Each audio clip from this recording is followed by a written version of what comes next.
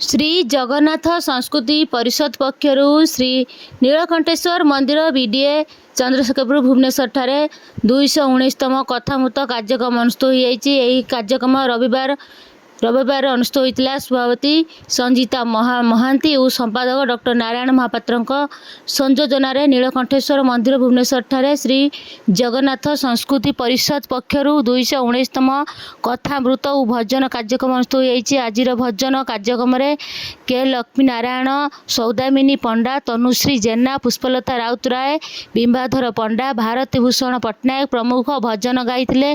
मुख्य उपदेष्टा प्रभात कुमार नंद स्पंद पुराण उपरे सम्यक सूचना समस्त को देइथिले।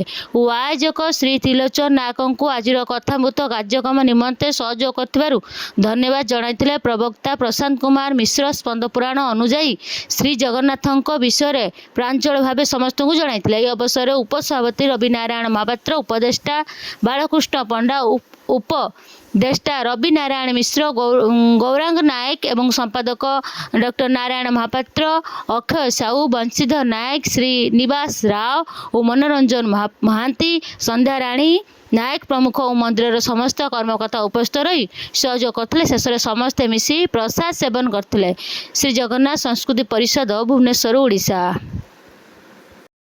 आभासी कार्यक्रम जरिए कंप्यूटर जरिए आम कार्य को प्रत्येक मासर प्रथम दिन कर तेणु